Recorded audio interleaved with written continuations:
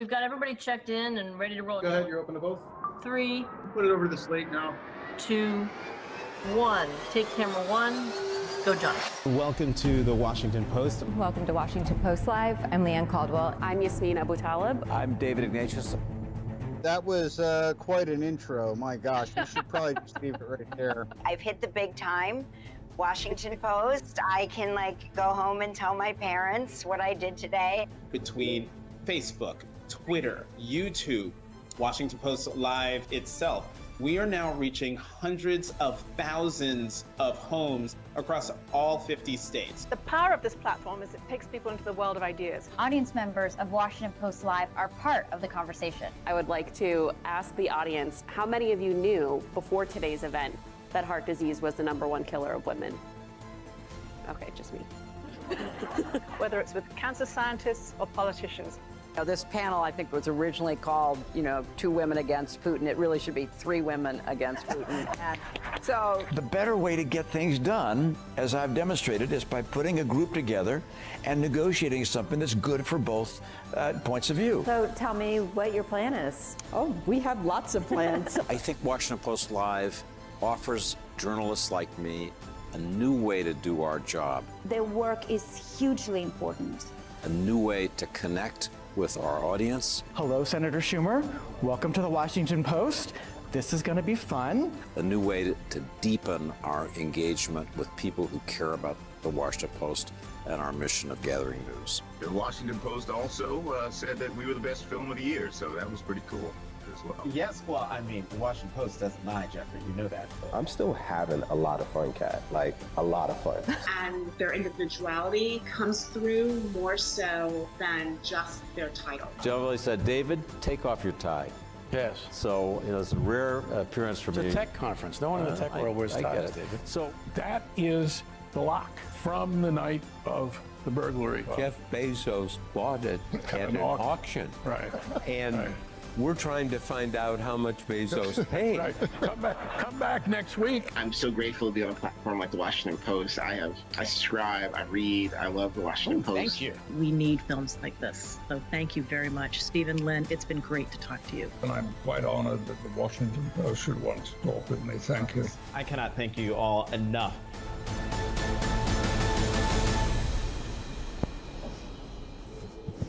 Good afternoon. And welcome to the Washington Post.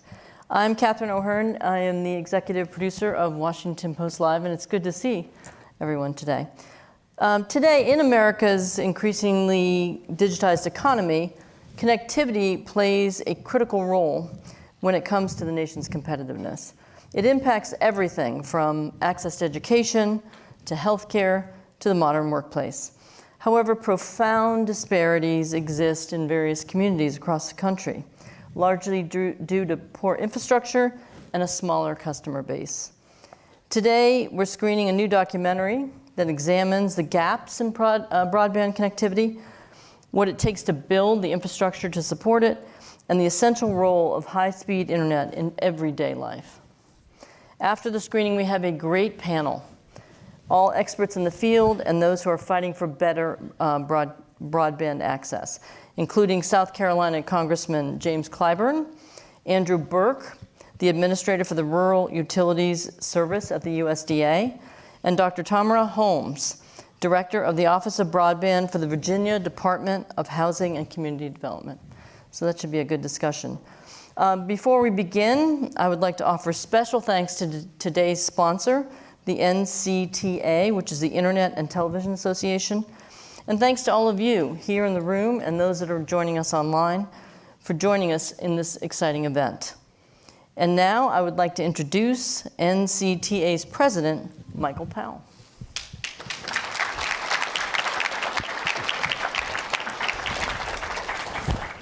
Good afternoon, and it's a great pleasure to be here at the Washington Post. This is really an exceptional event. And I'm thrilled to introduce a short documentary film, Every Last Mile, the untold story of connecting rural America. We all know about the importance of reliable internet and how high-speed internet changes the lives of people in our community. But we don't often focus enough on the hard work required on the ground to bring this critical infrastructure to rural and remote communities that are still waiting to be connected. This docufilm captures that story. Through the eyes and words of the construction crews, we see the dedication and resilience of workers who are often working in harsh terrain and extreme weather conditions to lay down miles and miles of fiber optic cable.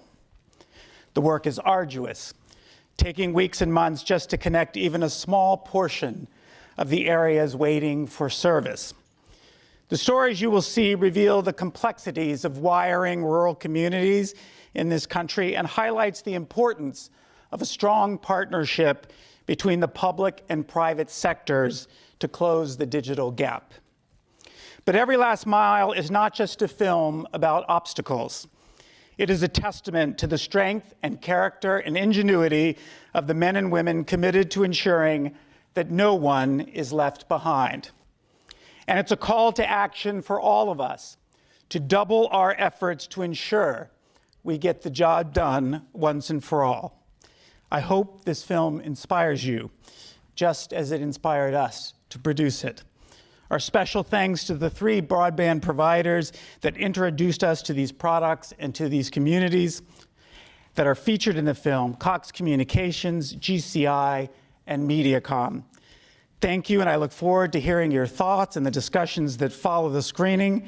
And now, please enjoy the film. Thank you.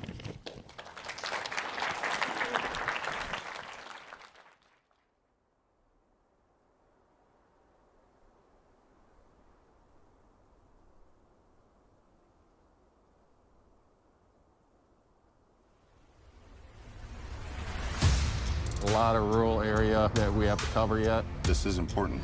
It's pretty tough going. It's not for the faint of heart. It gets sketchy when you're sliding down the hill, into the trees. 3 feet at 11 o'clock, and then drill it. Temperature's going up, we're at 90. Watch your temperature's coming up. Could kill everyone here if he hits it with the machine. I gotta not hit it.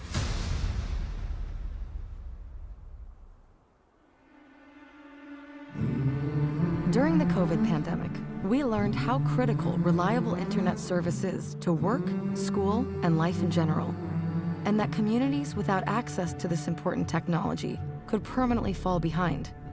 Since then, unprecedented efforts are being dedicated to close the digital divide, including reaching the over 10 million Americans who live in rural areas without access to robust broadband. But connecting our most remote communities is a massive challenge. America is made of 3.5 million square miles of landmass and all kinds of difficult terrains. So, how do we get the job done and deliver on the promise of connecting everyone? It takes every last mile.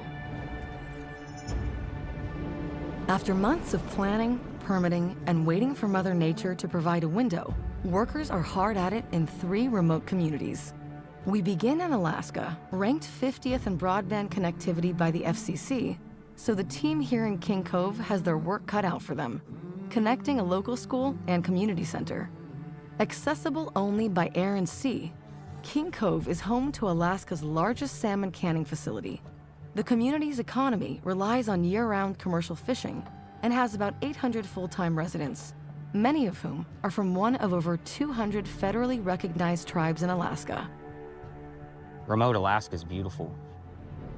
The benefit these communities get from fiber optic internet to the homes, schools, and the clinics, and the hospitals here, their ability to access internet of this caliber is essentially life-changing for these communities. Our second stop is with a rural broadband team in Lakewood Township, Minnesota, where almost 20% of residents lack internet reliable enough for a video call. Nestled on the shores of Lake Superior, the largest freshwater lake in the world, Lakewood is home to just over 2,000 people, and harsh winter conditions often halt work for weeks at a time. We are in just north of Duluth, Minnesota, on Lake Superior. We are doing fiber to the home. We have 60, 70 miles of product that we'll be putting in the ground out here. It's quite a vast project.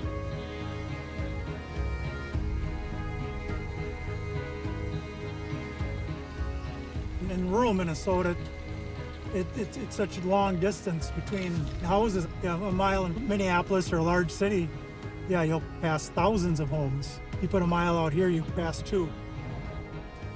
Our third team is hard at work in the searing heat of Congress, Arizona, where more than 207,000 households in the state's largest county do not have home internet. This former gold rush town was once home to the Congress mine, considered one of Arizona's most productive gold mines at the turn of the 20th century. Sometimes we're out here 115, 118 degree weather. It takes a toll on you, it's not for the average guy, I've had guys that in the middle of the summer just want to quit and give up because it's a lot of work. There's obstacles we got to overcome as we're going, Nothing ever goes pretty as planned, like in a perfect world. The team's first hurdle isn't the oppressive heat or rock-hard desert floor, but permitting. From the railroad tracks south, 6,000 feet. We had a meeting and they said that they were going to work a little bit further north. So we're just trying to see if we can extend it south.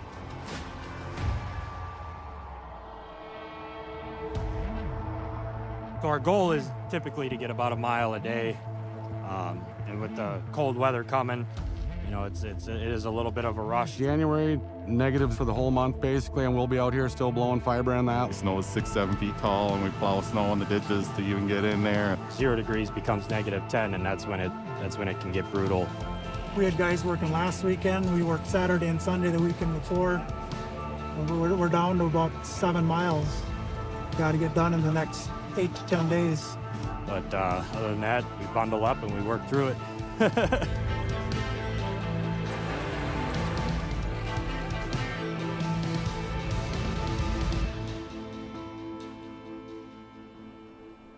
Good morning, everybody. Wednesday morning, I believe we're going to be trenching over there by the processing plant, connecting our 2 trench lines that we've been working on the last couple of days. Again, big emphasis on unknown utilities there. We know there's some in there. No one seems to know where they're at, and they're not locatable. So head on a swivel and extra precaution there. We just left the morning meeting. We're now headed out to the area where we're going to begin trenching for the day. And like every day, we're concerned about the hazards of trenching in communities like this. They might not know exactly where their utilities run, like their power, their water, their sewer. They know it's there, they know it works. They don't know exactly where or how deep, and it makes it inherently more dangerous. There it is.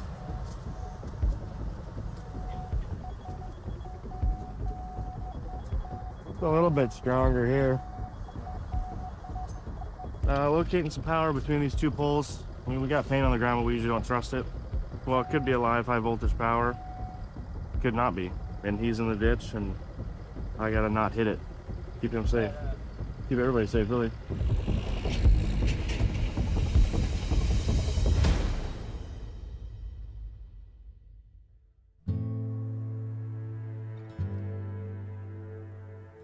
Hello. Yeah, I had to come outside so I could hear you a little bit better. Yeah, the crew is currently up in Nome right now, finishing the Tamarah refill project. They're getting that wrapped up. They had a little bit of a delay this morning due to weather, but that will get done.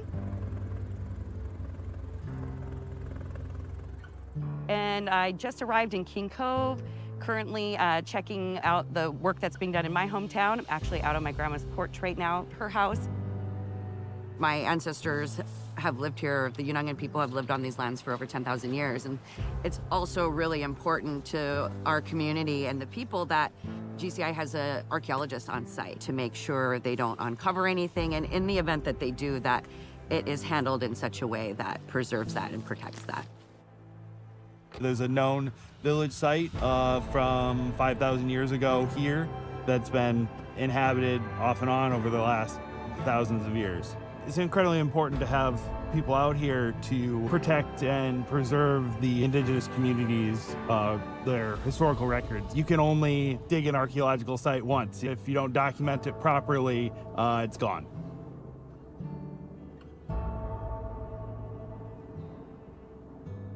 So we're now headed over here to install the actual fiber optic cables into the protective conduits that are in the ground.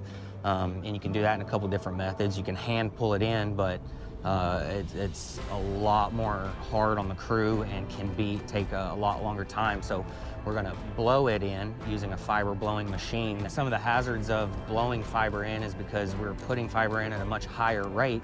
There's less time to react if something goes wrong, but there's constant risk. So how much fiber are we blowing in distance-wise? Our end number here is 3382 is where we need to be with all the slack loops involved.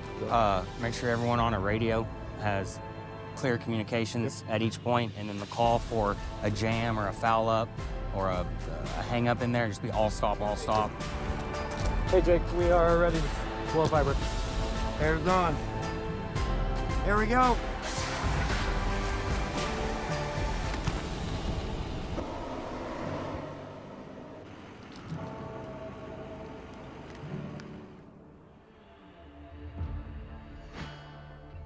All right, guys.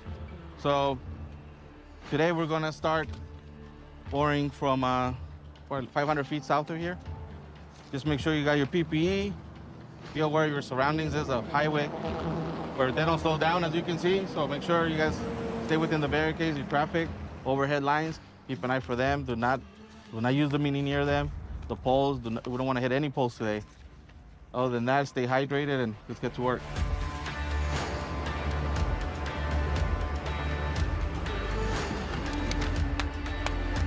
Seeing how full it is? We drill with water. We use this to suck up the water. It's real hard out here, it's hot. 115, 118 degree weather.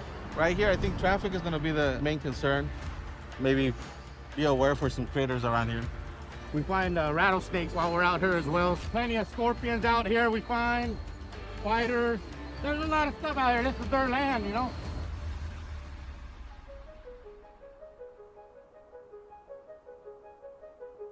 There's a whole lot more to it than what meets the eye. Just the challenges of the ground, the nature, shale rock, bedrock, stuff you can't drill in. There's spots that there's that much dirt on top of the rock, and we got to deal with that.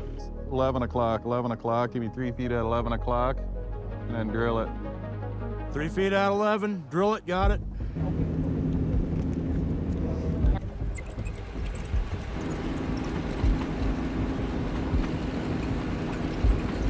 Going? Yeah, there's a rock, big one. Just pushed me back about a foot. All right, we'll work your way through it. Temperature's going up, we're at 90. Watch your temperature's coming up.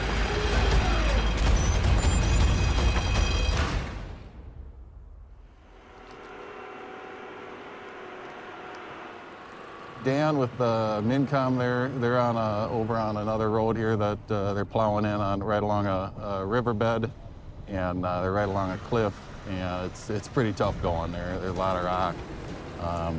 They're on a pretty steep side hill. It's pretty dicey. We'll see how they shake out here in the next few days.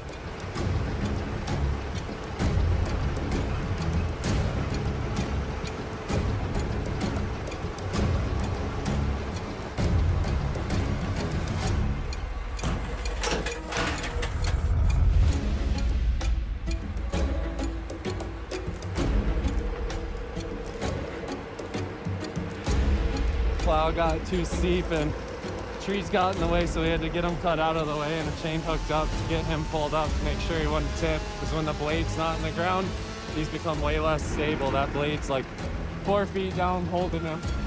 It only gets sketchy when you're sliding down the hill, you know, into the trees.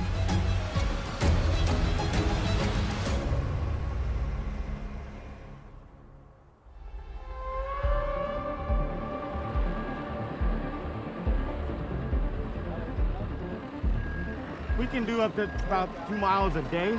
Big state, you know, a lot of area to cover, and like I said, you know, sometimes Mother Nature will shut us down. Like yesterday, as we were trucking, we accumulated a lot of debris and stuff, and so it was overheating our machine. And the terrain is really unpredictable. Sometimes we just can't get equipment through here. Sometimes I can't even walk through it myself.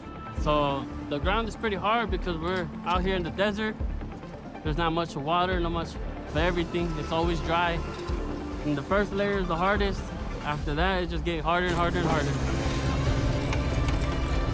We tried tobacco and it just wasn't probably growing this much. It was horrible ground. So it looks like the further you go down, the harder it gets. See that white stuff right there? They call it caliche, and that's really, really hard stuff. It gets to be difficult sometimes because we cover a lot of areas that sometimes our equipment just isn't designed to make it through. We originally predicted that we were going to have about 15 miles of plow work, but as we put eyes out here and we started discovering there's some sections we just can't get our equipment through.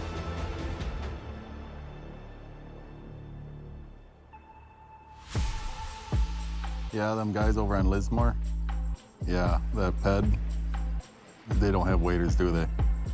All right, well, they're in about 3.5 feet of water and they gotta set that PED. We might have to do a PED riser box, but I want you to send Devin and Scotty over there. Yeah, Scott, yep. So yeah, send them over there, get them to raise that PED and pull fiber in there. Like, that water's full.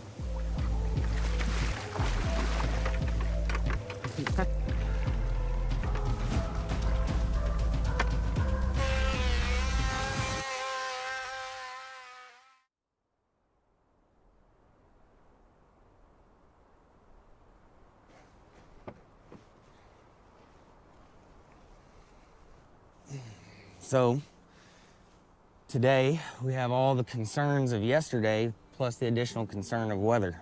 We've got parts coming in today, a specialty part coming in from Anchorage that has to be here today. It's got to be here today.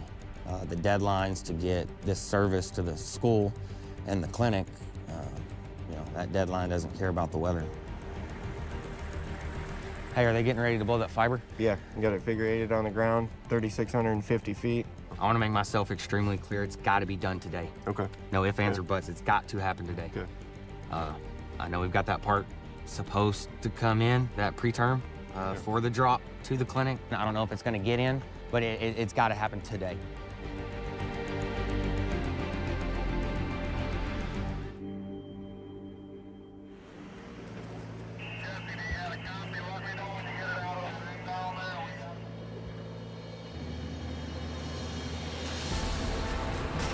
There you go.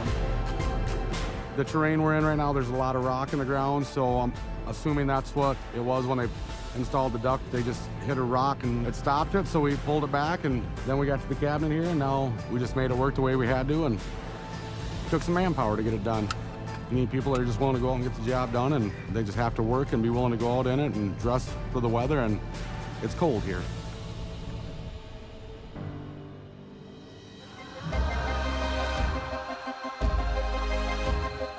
The Spicer will be here between 7 and 8 o'clock tonight. If we don't have this done by 7 or 8 o'clock, that's... You're working until 9 o'clock. Hurry the up.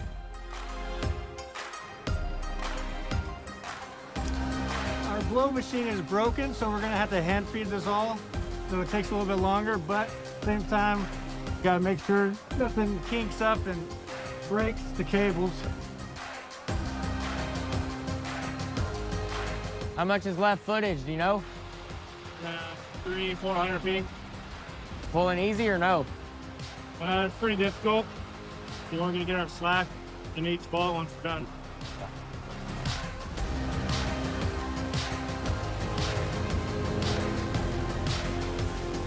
This is our major push. Let's get to work. Past the point of no return now.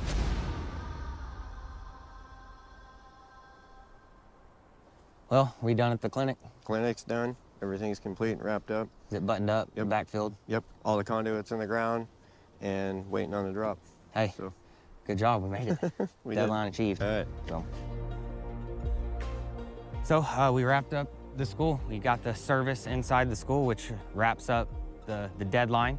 And then that's just this community. There's several or dozens of communities just in this part of Alaska alone that will all be going through this process as we bring broadband internet to rural America.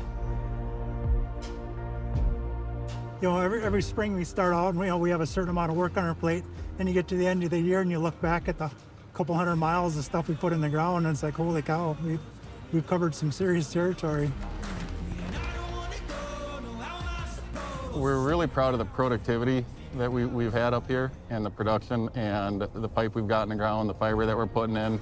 The guys have done a fantastic job. These guys, have put a lot of training into them. They do this every day. Good group of guys. They work really great together. Our morale is always high. Minnesota's a big state, and there's a lot of rural area that we have to cover yet. You know, we're charged and ready to keep moving forward to connect the rest of Minnesota with fiber. I've been in this position where I'm at right now for approximately 10 years. I am real passionate about my work. I have people come up to me and they just want to give us a hug. Everywhere we go, we see that. The benefit makes it worth it several times over. It's essentially life-changing for these communities.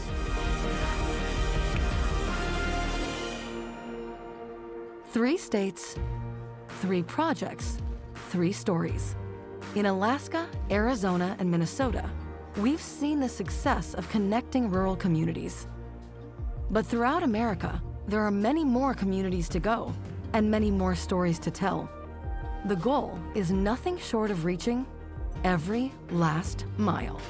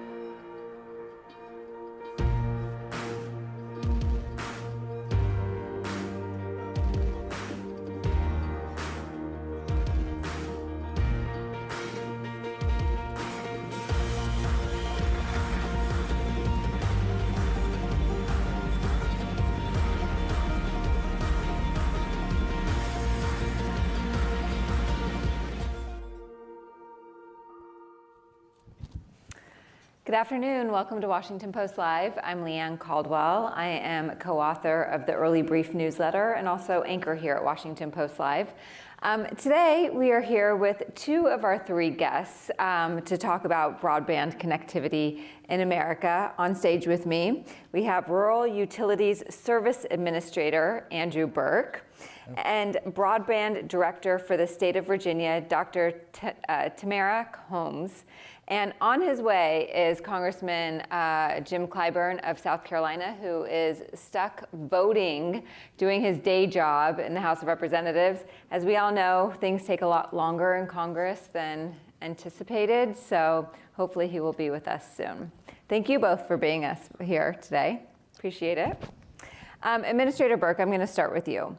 The Rural Utilities Service, they focus on the most remote regions in the country, some that were depicted in Every Last Mile. So give us an example of what it takes to reach the most challenging locations in America. Why is it difficult? Yeah, well, thanks for having us here. It's a real pleasure, and we'll just take twice as long since Congressman's not here with our answers. Your answers will be very long. These are incredibly complex projects, and the geography is different in every place. Topography, the type of places that you're serving, the ground that you are, and as they point out here, the weather is different in every place. So I was at Tohono O'odham a couple months ago, which is in Arizona, and it's roughly 1,100 miles of fiber, the project that we're doing, to reach 400 homes, to give you an idea of how difficult these projects are. And I made the mistake, as someone told me, don't ever do this, of driving around Arizona without a bunch of water in the back of my car. And so it was about an hour after I left the tribal lands before I got to a gas station to buy some water. These are remote locations, and oftentimes they're little clusters of places where there are homes or businesses, but then you might go another 5-10 miles without seeing anything. And so being able to do that across the country just takes a tremendous amount of effort and ingenuity, and people. We're talking about all these programs together are probably going to have in excess of 150,000 jobs just to do the work that we're talking about. How long would it take, and how many people still don't have access to this high-speed connectivity? Well, a lot of that it depends on what you mean by high speed. So the current FCC maps say that there are still 6 million locations that don't have access to 25 download speed, 3 upload speed, 6 million. Okay. We're trying to get everybody to 100 over 20. That's part of President Biden's pledge to connect every single American and to do internet for all. And so these projects take years, but between the National Telecommunication and Information Administration, the work that we're doing, the FCC at Treasury, each of these pieces is coming down. In the last couple years, we've connected about 620,000 Americans. And what's the timeline to get all of these people connected? Well, you're looking at probably, some of these projects are 4-year construction periods, so these funds haven't been awarded, but you're looking at somewhere in the late 2020s. Okay, great. And Dr. Holmes, Yes. As we saw in the documentary, expanding access to broadband in rural areas is difficult. What challenges has Virginia specifically faced when they're trying to do this? Sure, and so we actually have had a last mile broadband program called the Virginia Telecommunication Initiative since 2017. And so we like to say Virginia has been doing broadband before it was cool. And so we like to think that we've kind of worked to overcome some of the challenges. And so what we've seen, and some of it you've actually seen in the video, they talked about utilities and being unable to locate a utility, which means there may be an existing water line or existing gas line. And so we do know that there's a shortage of utility locates within the state. And so we're working to make investments around workforce development along with our partnership with Virginia 811. Of course, they talked in a video about the connecting to utility poles, which are called Make Ready.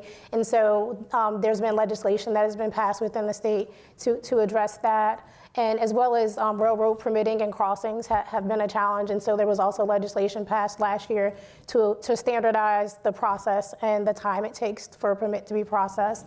And so we kind of hit up against some of those challenges very early in our investments back in 22. And so I feel like we're steadily making strides to do that, to address those challenges. And last thing, labor shortages, just overall in terms of the industry. Because of COVID, we saw a huge shortage of folks that work within the industry to build out the construction projects. And so that's kind of course corrected over the last few years since we've come out of the pandemic. And so those have been the primary challenges we've seen in Virginia. And what's the scale for you too? We talked about a national scale, 6 million, but what's the scale in Virginia? So Virginia right now, since 2017, we started out as a $1 million program that grew to $750 million in 2021. And so we currently have about $935 million invested to build to 380,000 plus locations across the state, all the way from the eastern shore of Virginia to the mountains of Southwest Virginia. But those projects are actually matched by $1.2 billion in local and private dollars as well. And so you're looking at $2 billion currently being built out across Virginia. To impact how many people? 388,000 homes, businesses, and anchors. Yeah, got it. Administrator Berke, you were previously the mayor of Tennessee as well, which became well known as Gig City, the first Western Hemisphere city to offer 1 gigabyte per second of fiber internet service to all of its residents. How did you do that? Well, this was done through our local municipal electric utility. And so part of this was making sure that we had a fiber network to support a smart grid, one of the first cities to do that. And then as we built it out, the question was, well, what else can you do with fiber? And because fiber is basically a tunnel that can always expand because one strand of fiber can theoretically carry all the data in the world, what we decided was, hey, listen, we can also do high-speed internet over these same lines and still have plenty of capacity. And so what that did was start us down a road of looking at, how do we build this? What can we do with this? And as a result, Chattanooga had one of the highest wage growths in the country during the last decade. In 2020, Forbes said we'd be the #1 place for new jobs. 2020 didn't quite turn out that way, but that's a whole different story. And we saw the work that it did. And so as I go around the country and look at these places, there's a different world coming for rural America, right? Because in 2024, it is more possible than ever to live in the place that you love and work the job that you need. And we just haven't had that before. But if you have the right internet connection, you can do both of those things at the same time. And so that allows rural America to have a different place than it's had over the last couple of decades, and potentially to grow and expand and become more engaged in commerce in a way that we haven't seen in a long time. Yeah, that's interesting. Dr. Holmes, last year, Virginia received nearly $1.5 billion in broadband equity access and deployment, or BEAD funding. In November, the state completed its initial review of submitted ideas. What's your vision of how this money is spent? So it is our belief that through the investments through the BEAD program that we'll be able to get the job done in Virginia, that we'd be able to completely close the digital divide. Virginia had the early foresight to make investments of state general fund dollars, as I said, back in 2017. And so over time, we've made progress with addressing closing the digital divide. And so BEAD will allow us under Governor Youngkin to obligate all the funds needed to close the digital divide across Virginia. Now, it'll take time to build out those projects, but we'll definitely be able to obligate the funding needed to address the divide. Administrator Berke, I want to ask you big picture. I feel like we've been talking about access or lack of access to connectivity for a long time. We have. So why, you talked about the struggles. We've seen the struggles. It's money, it's difficult, but why is it still taking this long? Did the government not invest early enough, soon enough? Was this not important? Was there hesitation from industry? What is the... Yeah, well, I think that I'm going to quibble a little bit with your question, because I think it all depends on what you mean by too long. Like 20 years ago. Yeah, I'm thinking 20 years. 20 years ago, if we just look back, not many people in this room had even thought about what a gigabit per second could mean for their business, and not many people had it. And even 10 years ago, as we start thinking about it, when we did high-speed internet at a gig per second, people were like, why do you need that? And here we are in 2024, and this is the expectation. And so a bunch of things have happened. Expectations have changed. When COVID happened, a transformation occurred that not only was about what happened politically, what happened in the world, but politically, members of the Democratic Party and members of the Republican Party agreed on this critical infrastructure. And so the expectation went from this is a luxury to this is something that everybody needs. And that expectation has driven money and work into these areas. And that has been critical. So, I guess it depends on how you look at it, but the 20 years ago, if you just think about how our internet usage had changed and what our expectations are, yes, it seems like it's been a long time, but in fact, I think that's actually, for infrastructure, that's a pretty rapid change. The last thing I'll say about this, again, big picture, is you've seen the goalposts change. So yes, people have been talking a long time about high-speed internet, but they've been saying, we need more, we need this, we need this. President Biden changed all that when he said, we're going to get access to every single American. And now all of a sudden that changes the conversation. So I go to these meetings, I've been going to them now for a few years, and we're thinking about that person on the Mesa or that individual out in the Alaska interior or that island off the coast of Maine. And that just changes the way you look at it as opposed to, let's just do some more of this. But once you set that goal of it's internet for all of a sudden you have a whole different problem you're dealing with. And Dr. Holmes, you said that not every underserved household will receive fiber connectivity through BEAD funding. Getting back to this funding, you did talk about the big vision that it will close the digital divide. How is your office leveraging relationships to acquire additional funds to expand? Like, is more money necessary to ensure not only close the digital divide, but to ensure that every household or business has access? So again, it's our belief that with the BEAD funding, the $1.48 billion that we will get, we'll be able to make sure every home, business, and community anchor will have access to broadband in Virginia. As you said earlier, not everyone may be able to receive a fiber connection. We are agnostic in Virginia when it comes to technology, and I'll just even give you an example. We had a project that came through our state program. It's Roanoke County, if anyone knows where Roanoke County is in Virginia. Roanoke County, the director of IT, he actually just recently retired. Bill Hunter.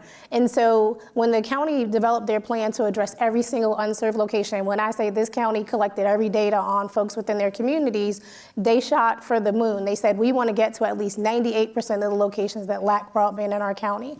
They came up with a plan that looked at not just fiber, but fixed wireless as part of the solution, as well as hybrid coax cable. And so that county looked at multiple solutions, and so with 4 different companies. And so with those projects that'll be done in the next several years, over 98% of their community residents and homes and businesses will have broadband access. And so with the additional BEAD funding, it will allow us to close the divide, and not just from an infrastructure standpoint, but also make sure that folks know how to utilize the internet in a safe manner. And so looking at things like digital literacy and being able to train folks to do digital navigation and device distribution. These are all things we saw over the last several years we've done the program. And so we'll be able to do infrastructure as well as develop soft skills and devices. Great. And Administrator Berke, one of your last priorities at the USDA is the Reconnect program. Last fall, you visited Congressman Clyburn's district. He is not here, so you could say whatever you want, and he can't defend himself. Yeah. I promise nothing bad is going to be said in this world. I did not expect it to be. In his district, you announced $24 million worth of funds for broadband infrastructure.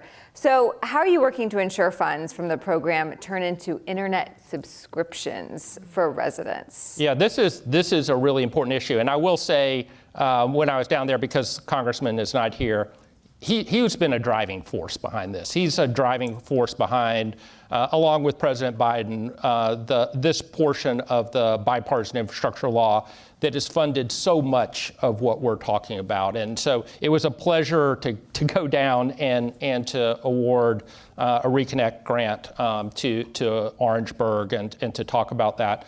These are difficult projects, and you're asking about the timeline. So it's great to go down and get a big check and do a nice little event and be with the congressman. What really happens that makes my heart sing is to see that turn into subscriptions. Because in the long run, people don't benefit from a big check. They benefit from seeing that fiber or whatever it is in the ground that is causing, allows them to turn their internet on at their home or business. And so we're doing everything possible to make sure that we speed up the process, as are the other agencies responsible for this. So we meet regularly. We were meeting twice a month. Now we're at once a month to talk about things like permitting and environmental review and speeding up the legal pieces, because in the long run, it's not just about these events. We got to get that fiber into the ground so that people can turn their internet on. Great. I'm going to move to some audience questions that you all have submitted. And I'm going to start with Dr. Holmes. Okay. David in Virginia asks, can satellite technology be modified to reach rural areas? Well, I'm not an engineer. I know enough to be dangerous, and I don't know enough to actually fully answer that question. But we do believe that, it will take all technologies to reach folks in Virginia. There are families that live in a holler in Southwest Virginia. There are folks that live on mountain ridges. And so we do think that, one, the way our program has always worked through the Virginia Telecommunication Initiative is a locality and their residents work together and their partners with the private sector decide what's the best technology for that community and what area of that community, as I talked about Roanoke County. And so my answer to David would be if a locality or a satellite provider would be interested in providing broadband access in Virginia, we would definitely welcome an application from a provider if they want to partner with the locality, because we still do have general funds that we utilize for the program. And if they want to submit an application for the BEAD program and they can meet the required speeds of 100/20 at minimum, as Administrator Berke talked about at the federal level, they can submit an application. So I think it will take all technologies, as we've already done. Is it technologically possible? Well, sure. I mean, the issue is always, what are you trying to achieve? Mm-hmm. And so for us, the bipartisan infrastructure law defines high-speed internet as 100 download speed, 20 upload speed. The Reconnect program is 100 download speed and 100 upload speed. So we're doing that. And we think that is what gives people the best chance to improve their quality of life and to participate in the economy. Mm-hmm. And so the question is, what are you trying to achieve? And the last piece I'll just say is, we need internet, people need internet, 24 hours a day, 7 days a week, 365 days a year, because I've been in enough meetings around the country where people say, listen, I tried to submit my homework on time. I was doing my exam and my internet didn't work. Or I had this big project for work and it was raining outside. My internet doesn't work when it rains, or whatever that is. And so the reason that we have generally talked a lot about fiber is both because it's reliable, it works all the time, every day. And the second thing is because that fiber can carry all the data in the world, once you put it in the ground, it's going to work for you until it breaks or something bad happens there. Mm-hmm. And all you got to do is change the switches and the pieces on either end. And so we want to be efficient with taxpayer dollars. Yeah. And this is a way for us to make sure that we're getting the most that we can for people with the fewest dollars. Yeah, my internet was out for 10 minutes this morning at my house, and I could not believe the amount of anxiety I was having. Can we interest you in a Reconnect grant? Absolutely. Do I get a discount? No. Administrator Berke, also to you, Angela, who lives in both North Carolina and DC, asks, what are the main infrastructure barriers to digital connectivity? Are there also socio-cultural barriers, and if so, what? Yeah, I think that that's a great question. And some of those socio-cultural barriers are starting to fall over time. And I'll give you an example. When I was in Pawnee, Oklahoma, talking to people about high-speed internet, we were giving out a grant there. People from the Pawnee tribe were talking about, this is the way I can start to communicate with my elders or to pass on the tribe's cultural traditions. And so you're starting to see people view high-speed internet in all these different lenses as something that they need. And then the last piece is because of medical pieces over the high-speed internet, we are seeing tons of interest from people around. So again, the cultural piece is changing, where people are starting to say, I just need it no matter who I am and what I'm doing.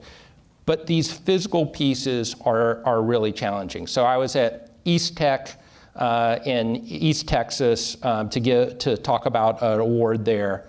And they were describing where the award was going as it was around a lake, there was a forest there, there were a set of homes, and then there was nothing for a period of time, and then they had to go over some hills and then another piece. And they were just saying, financially, it just doesn't make sense. I mean, you think to yourself, well, and this is for every provider, will tell you, yeah, in New York or Washington, D.C., it's easy to see how it makes financial sense when you're going past an apartment building and lots of people are paying $80 or $70, whatever it is, a month.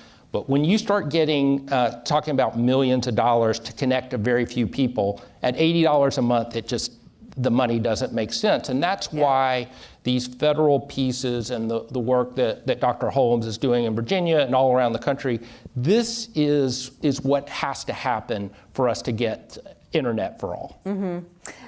Dr. Holmes, Jeff from New Jersey asks, what role can our free public libraries play in this effort? Sure, and so I grew up in New Jersey, so I'm half Virginian, half New Jersey, so thank you for the question from New Jersey. And so libraries play an important role. And so we had an opportunity we received a planning grant from NTIA under the Digital Equity Act. And so we were able to look at kind of what's happening, as I talked earlier about the soft skills. How do we train folks to take advantage of telemedicine, telehealth, and distance learning opportunities? And so the public libraries play a key role. We actually had a project with Smith County Library, which is in Southwest Virginia, where we're building out a regional broadband project with 3 counties in that area. Smith is one of the counties, and they actually, as folks are literally getting broadband that last mile to their home, they're having library staff that's been trained as digital navigators to physically go in the home and help folks actually turn on a computer, set up an email account, how to join a doctor's visit with their doctor to talk about a medical condition. And so libraries play an important role. If you talk to our staff at the Library of Virginia, they are very excited about the work we're doing because, again, it's about getting the infrastructure to the home, but for us, it's also about making sure we develop soft skills. And I believe that libraries, through the evidence of the work, the Smith County Library, they play such a key role. And so I think that they will continue to do that. There are libraries that during COVID were giving out devices and hotspots and doing digital literacy training. And so I think they will play an even bigger role as we move further once folks can get connected. And Minister Berke, Varun in Texas has this question. Did America face this? It's a history question, so I'm really going to challenge you here. Did America face the same hurdles with other forms of connectivity, like the telegraph, railroads, the telephone? Yeah, so I work at the Rural Utility Service. We were founded 90 years ago by President Franklin Roosevelt when he said that he wanted to make sure that every American home had electricity, right? And back then it was called the Rural Electrification Administration. We added water and telephone and became the Rural Utility Service. And so I think about this history all the time when I'm doing my work because I'm from Tennessee. The places that are 20 minutes from my home are the places that were linked up and lit up by the Rural Electrification Administration a few decades ago. And I was in Missouri, and a farmer there who was elderly told me about he remembered going out to the barn when his dad first got electricity from the REA, and how he had done the whole farm up, done the whole barn up, and then waited till it was super dark and turned on the switch so that everybody could see the light. And he said, this is what getting internet is like for me today. And so this history is actually critically important. It's also important to remember that there are still people today who don't have access to electricity. They still run on generators. And so even this 80, 90 years later, this is what the job is. It's a constant push for infrastructure. That's really fascinating, that moment, right? That the lights come on. Dr. Holmes, Tyrone from Maryland wants to know, why not use mobile technology stations housed in RVs, vans, and modular buildings to close the digital divide as soon as possible? So that was actually something that came up during COVID. I know that our school districts and several communities in Virginia actually utilized, I think some of them took containers and dropped them with, a wireless antenna on top of it and had folks be able to get access. Again, I think it will take multiple types of solutions to close the digital divide. I know that, like I said, during COVID, that seemed to work for communities that didn't have broadband access, because we had several counties very similar to the projects that the administrator is talking about, where just pockets of communities don't have access to broadband. And so mobile has been used as an alternative to a wireline connection. Could it be not just something that's more temporary, but something that's more permanent? It's possible. We actually are trying to wait for a determination by NTIA whether cellular can be an eligible use of the funding, so that that borderlines with the utilizing mobile. Again, in Virginia, we're agnostic when it comes to technology, and so if someone came up with a proposal, like I said, we've done fixed wireless. If someone came up with a proposal that worked and were able to deliver the speeds needed by the homes and businesses and community anchors, we would consider it. Let me just add on to that when you're out and talking in rural America, people are not looking for the third or fourth best solution. They want the same thing that people have in the middle of Washington, D.C. and in the middle of New York and every place else. And so while there are a lot of different pieces out there, I think the expectation now for people is, I need to be able to be in my home, and when I need to send and do my work, or when I need to have my doctor's appointment, or when I need to have my piano lesson from somebody in the city, I can do it right then. And so, as we kind of talk about these things, these are not nearly as, you don't hear this nearly as much when you're talking to people who are unconnected, because their expectation is, why don't I have what people have in Washington, D.C.? Administrator Berke, Kenneth from Washington, D.C. asks, lack of access to broadband is usually framed in terms of education, business, or communications, but with advances in technology since the pandemic, healthcare and jobs are also being provided via the web. You touched on this a little bit earlier. Would it be beneficial to create a multi-agency task force to address the problem versus the silos approach or challenge? Yeah, I think that makes a lot of sense, what Kenneth is talking about. And a different way to talk about this is that now digital equity is part of every conversation, right? Because if you're talking about voting, for example, or you're looking at what does the internet say about this, and how do people look at misinformation and disinformation online? When you're talking about telemedicine, it's like, how do people in the medical field communicate with their patients? And also, we have distance learning and telemedicine grants. So I look at places like I did in Oregon recently, where they're monitoring patients in rural Oregon from downtown Portland, right? And so each of these places now, each of these fields has a digital component, an equity component, an access component, an infrastructure component. And I think what he's getting at is, okay, we need to be looking at all these things in concert rather than just little pockets here and there. Dr. Holmes, what is the biggest challenge you see? The biggest challenge. I mean, I thought a few years ago I'd be working myself out of a job, but that's going to be a little longer now that we were going to receive the additional funding, and so being able to completely close the digital divide. I think the challenges are just one.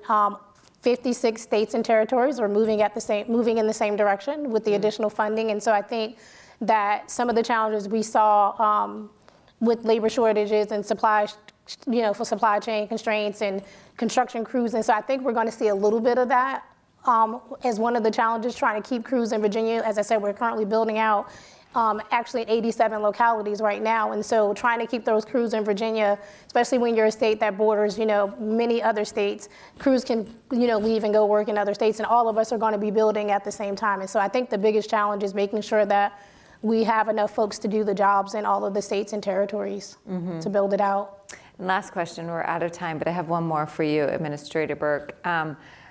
What more can Congress do to help? Well, first of all, my job description says I'm not allowed to lobby Congress. I can only talk to y'all and let you do that. I think that there's a lot more to be done. And I'll give you one of the biggest examples that we see every day, and that is things like agriculture is changing with precision ag. And so being able to get to what, right now that film was called Last Mile, being able to get to the last seed is a different kind of problem. The education piece of how we do it. And then, of course, the biggest thing that is happening right now is affordability because of the lapse in funding for ACP. And ACP is a program that helped people actually pay for their internet service, correct? And so you had basically a subsidy of $30 a month. There were 22 million Americans who were receiving that subsidy. Mm-hmm. All the providers, all the major providers gathered at the White House and said that they would give $30 plans. So basically, you got a $30 subsidy to pay for a $30 plan. It was free to you. Mm-hmm. Those providers are still, for the most part, allowing people to have a $30 plan, but it's still coming out of people's pocket. So that both pulls dollars out of a family's pocket and also, especially for rural systems, I'm talking to you about how difficult the numbers are for those.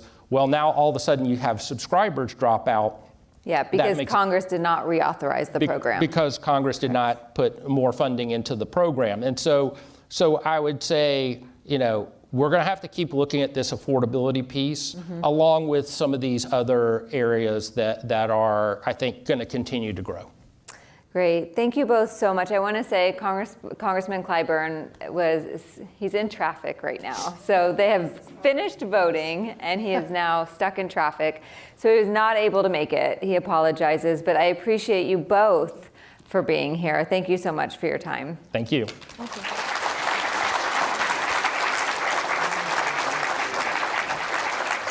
And please join us. There's a reception after. Enjoy, get a drink, chat. Thanks for coming.